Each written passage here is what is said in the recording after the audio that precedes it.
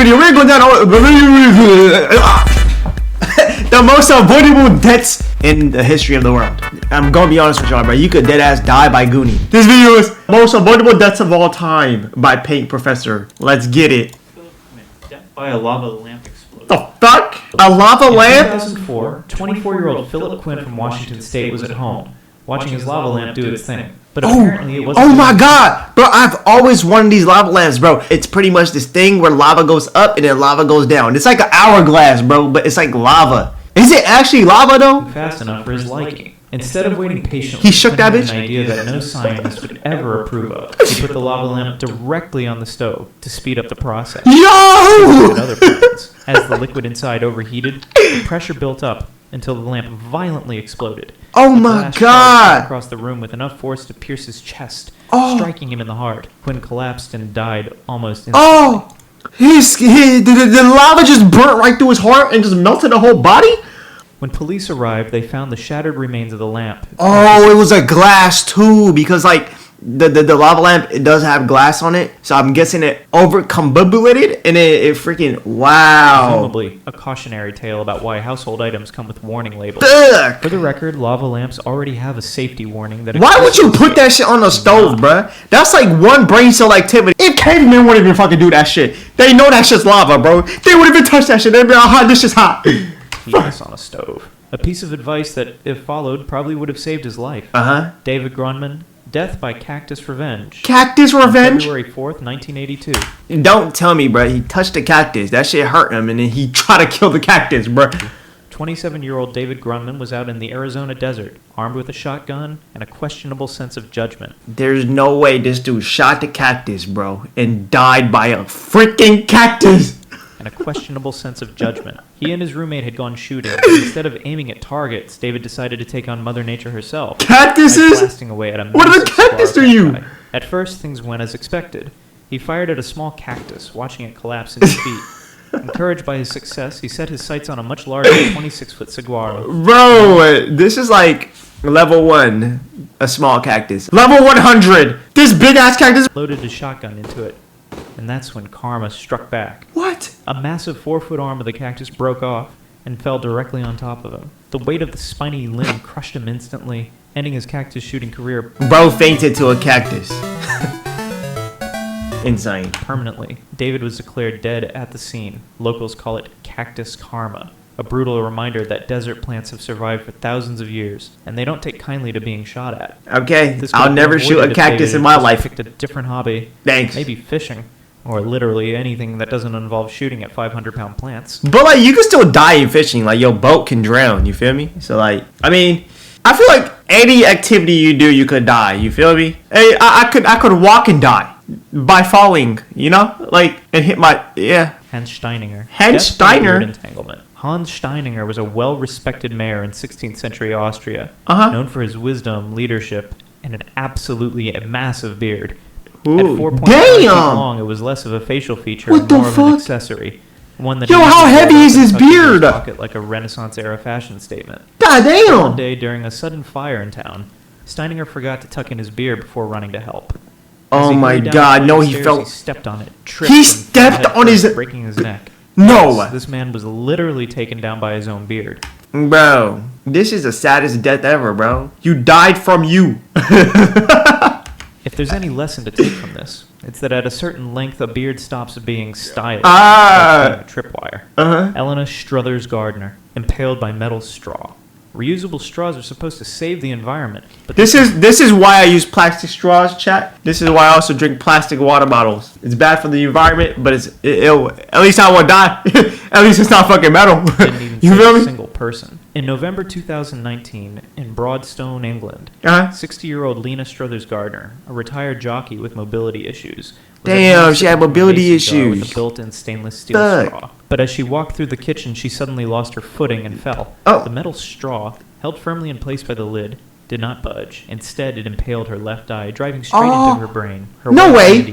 No fucking way! So you're telling me if something goes in my eye, it's gonna hit my brain? Isn't there a skull that's blocking it, bro? What are you talking about? What the fuck? Yo! There's no way the eye and the brain are right there, bruh. I have to see a diagram of a skull. Hold up. So you tell me the brain sits right in the back here? Isn't the brain small though? How the fuck? Oh my god, yeah, there's a hole in the damn. Rushed in after hearing the sound of her collapse. Fuck. Only to find Lena making strange gurgling noises. Gurgling? Emergency responders rushed her to the hospital. Oh, they but tried. the injury was too severe, and she passed away the next day. Doctors She got a noted brain that if freeze, the straw gang. hadn't been held rigidly Literally. in place by the lid, it might have moved or bent upon impact.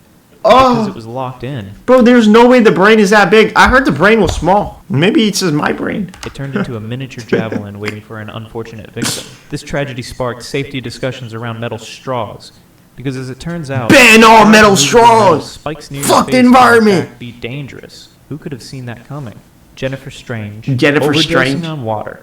On January 12th, How do you 2007, overdose on water, bro? Doesn't your liver process so much water that eventually you just pee it out if it's too much? 28-year-old The Jennifer fuck? Strange from Sacramento, California, set out to win a Nintendo Wii for her kids. No The way. contest, called Hold Your Wii for a Wii, was simple.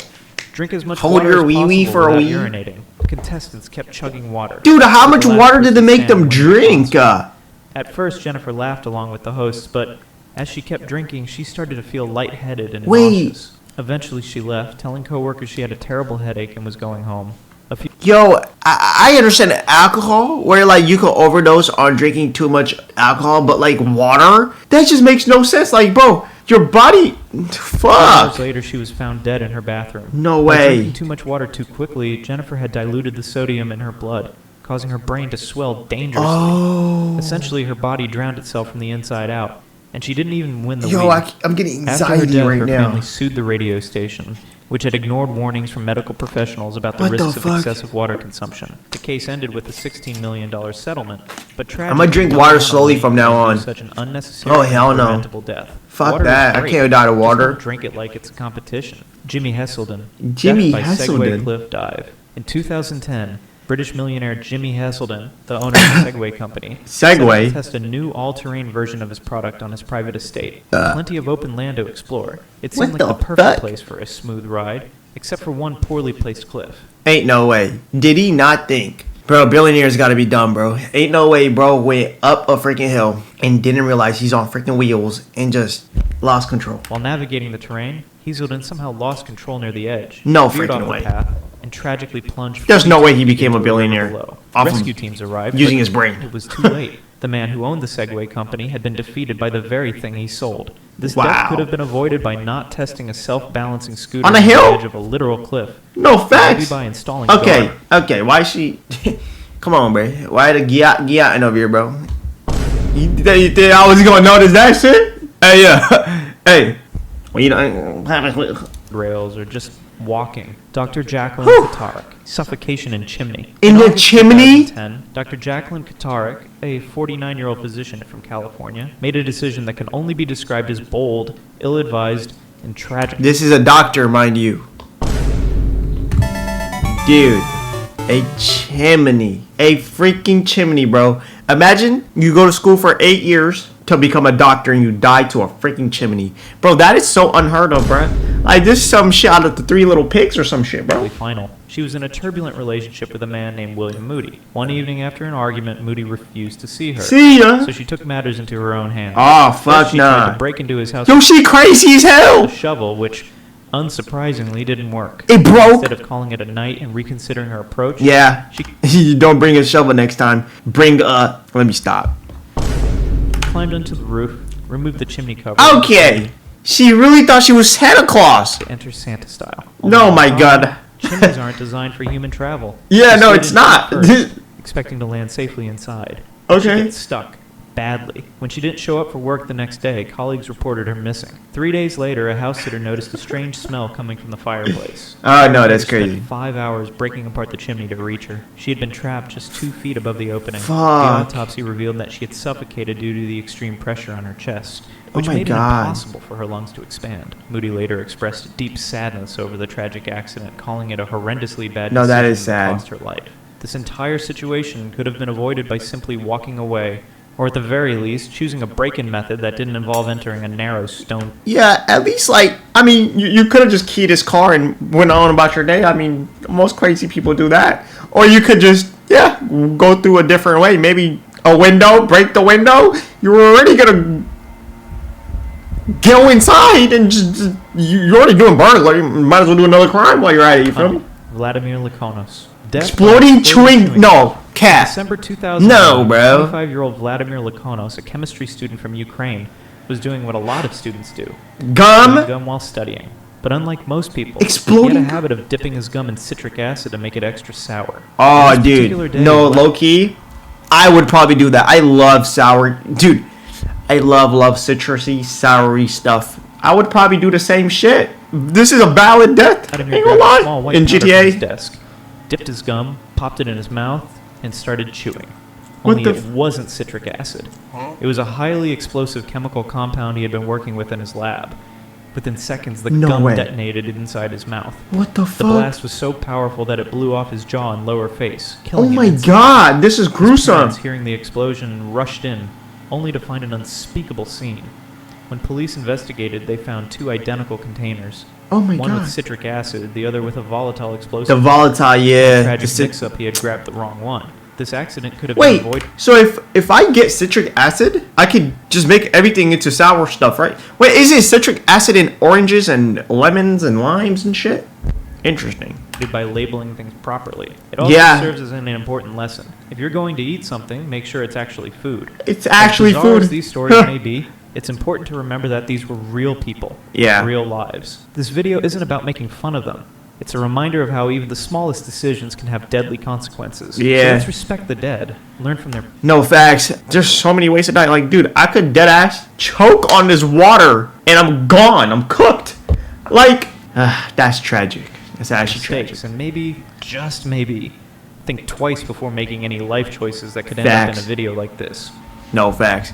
Well, I've learned a lot today. Definitely never shooting a cactus in my life. Never doing that. But anyways, that's gonna be it for the video. If you guys enjoyed the video, like, I'm gonna see y'all next time. Also, let me know more videos you guys want me to see in the comments.